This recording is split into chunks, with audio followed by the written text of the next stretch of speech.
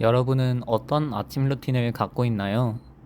저는 매일 출근길에 뉴스레터를 읽는데요. 다양한 뉴스레터가 생겨나기 시작하면서 저와 비슷한 루틴을 갖게 되신 분이 많아졌을 것 같아요. 그렇다면 과연 뉴스레터는 어떻게 흥행하게 되었을까요? 오늘은 뉴스레터의 등장 배경과 관련 시장에 대해 살펴보겠습니다. 뉴스레터의 등장 배경, 미디어 소비 방식의 변화. 불과 10년 전까지만 하더라도 대부분의 사람들은 매일 아침 집 앞에 배달되는 종이신문이나 지상파에서 방송하는 뉴스를 통해서 정보를 얻었습니다. 그러나 스마트폰이 보급되고 SNS가 확산되면서 사람들은 뉴스보다는 네이버와 같은 포털 사이트나 페이스북과 같은 소셜미디어를 찾게 되었죠. 기존의 언론사와 새로운 미디어 기업들은 미디어 채널 변화의 흐름을 따라가기 위해 노력했는데요. 특히 텍스트 위주로 전달되던 아티클은 채널의 변화에 따라 영상이나 카드뉴스 등으로 형태가 다양해졌습니다. 미디어 채널이 방송사 언론사에서 포털 사이트 SNS로 변화되면서 바뀐 것은 콘텐츠의 형태만이 아니었습니다. 많은 미디어 기업이 생겨남에 따라 경쟁이 심화되었고, 경쟁 속에서 사람들의 관심을 끌기 위한 자극적인 헤드라인과 퀄리티 낮은 컨텐츠가 많아진 것인데요. 이에 대한 사람들의 불만이 커지자 컨텐츠 플랫폼들은 알고리즘을 도입하여 맞춤형 컨텐츠를 보여주기 위해 노력하기 시작했습니다. 그렇게 알고리즘이 발달하며 사용자들은 점차 자신이 원하는 콘텐츠를 선택하여 소비하게 되었습니다.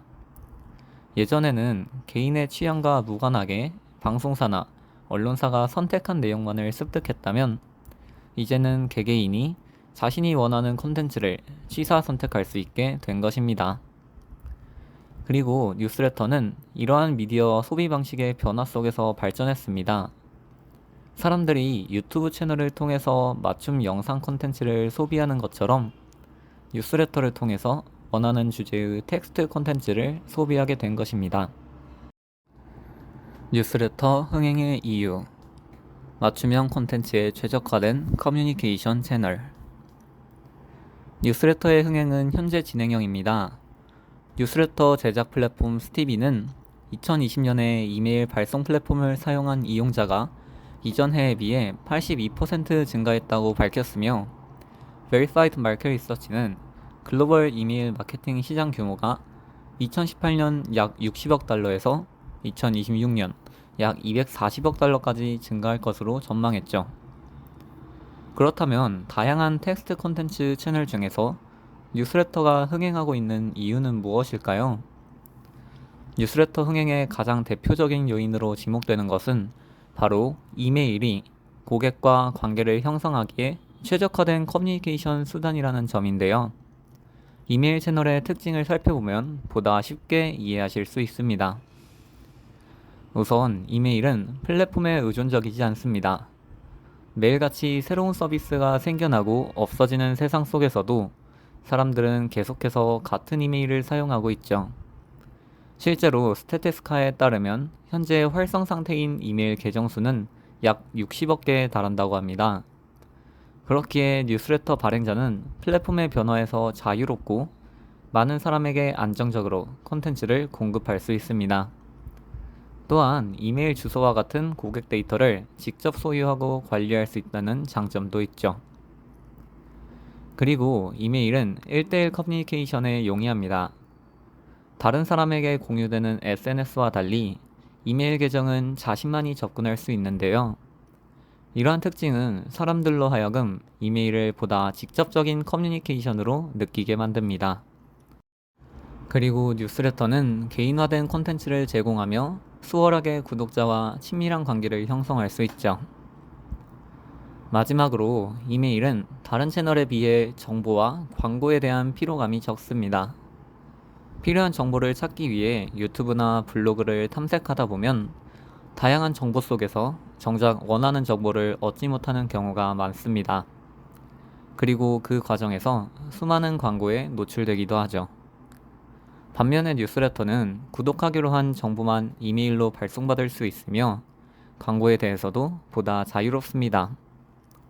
서브스택의 발행자 아짐 아자르도 비즈니스 인사이더와의 인터뷰에서 뉴스레터는 가짜뉴스와 정보 과다의 시대에 새로운 대안이 될 수 있다 라고 말했습니다. 이렇게 맞춤형 텍스트 컨텐츠에 대한 소비자의 니즈와 이메일이라는 최적화된 커뮤니케이션 도구는 뉴스레터를 새로운 미디어 채널로 만들어 주었고, 뉴스레터 시장은 다양한 주체가 등장하며 점차 확대되고 있습니다. 다양한 주체가 발행하는 뉴스레터 컨텐츠. 뉴스레터는 우리나라보다 미국에서 먼저 각광받기 시작했습니다. 전문 블로거나 언론사 기자 등이 뉴스레터를 운영하기 시작하여 점차 주요한 미디어 채널로 부상하게 되었는데요. 대표적으로 버즈피드의 IT 기자로 유명했던 알렉스 칸트로위치는 기술로 인한 사회 변화를 다루는 뉴스레터를 발행하고 있고, 미국 잡지 뉴 퍼블릭의 환경 전문 기자이던 에밀리 아트키는 정치와 환경의 관계를 분석하는 뉴스레터를 발행하고 있습니다. 미국은 개인 뉴스레터뿐만 아니라 뉴스 스타트업도 빠르게 성장하였습니다. 비즈니스와 경제에 대한 정보를 다루는 뉴스레터 모닝브루는 약 300만 명의 구독자를 보유하고 있으며 2020년 매출과 영업이익은 무려 2천만 달러, 한화 약 227억 원과 600만 달러, 한화 약 68억 원으로 추정됩니다. 이외에도 2012년 방송사 MBC 출신들이 설립한 더 스킴은 700만 명의 구독자를 보유하고 있고, 타이라 뱅크스와 미셸 오바마 등 여러 유명인에게 투자를 받으며 승승장구하고 있습니다. 뉴스레터가 각광받으며 전통 언론사에서도 이를 적극적으로 활용하기 시작했습니다. 대표적으로 뉴욕타임즈, 워싱턴포스트, CNN 등이 있는데요. 워싱턴포스트는 60개가 넘는 뉴스레터를 운영하며 평균 30%의 높은 오픈율을 보이고 있고, 뉴욕타임즈는 현재 80개 이상의 뉴스레터를 운영하며 1,500만 명의 종합 구독자를 확보하고 있습니다. 국내 뉴스레터 역시 다양한 주체들에 의해 운영되고 있습니다. 가장 핵심적인 주체가 바로 뉴스 스타트업인데요. 대표적으로 밀레니얼을 위한 시사 뉴스레터 뉴닉과 돈 경제에 대한 이야기를 제공하는 OPT가 있습니다.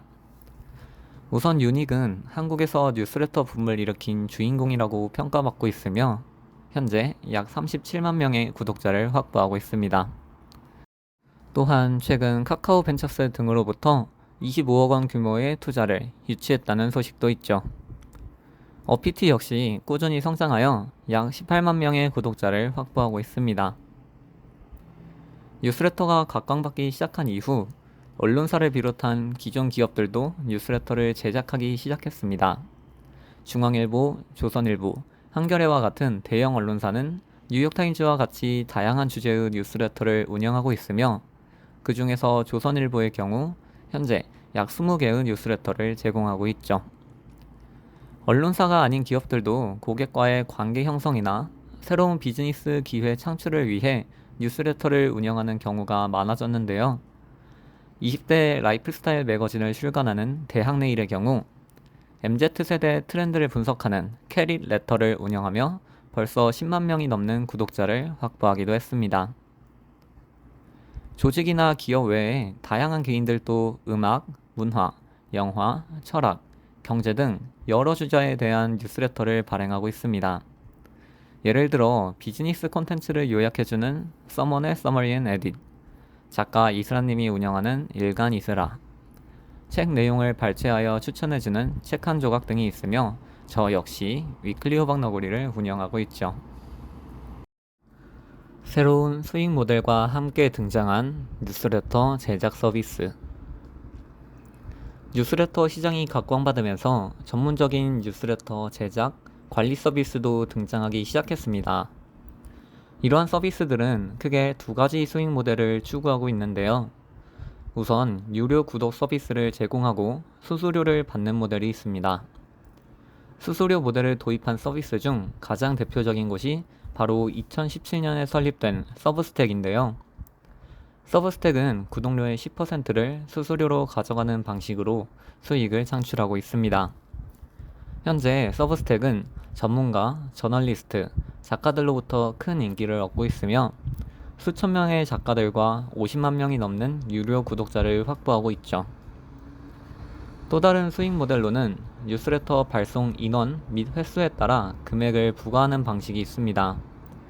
국내 뉴스레터 제작 서비스 스티비가 이러한 방식을 사용하고 있는데요.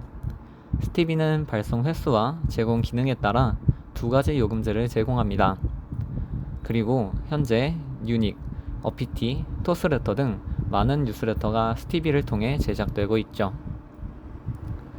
뉴스레터 제작에 특화된 기업뿐만 아니라 소셜미디어를 운영하는 대기업들 역시 뉴스레터 시장에 진출하고 있습니다. 트위터는 2015년 설립된 뉴스레터 플랫폼 레뷰를 인수했으며 페이스북은 새로운 뉴스레터 플랫폼 블레틴을 런칭했는데요. 이미 광고를 통해 막대한 수익을 올리는 소셜미디어 기업들이 왜 뉴스레터 시장에 진출하는 것일까요? 우선 첫 번째 이유는 광고가 아닌 새로운 수익 모델을 창출하기 위함입니다.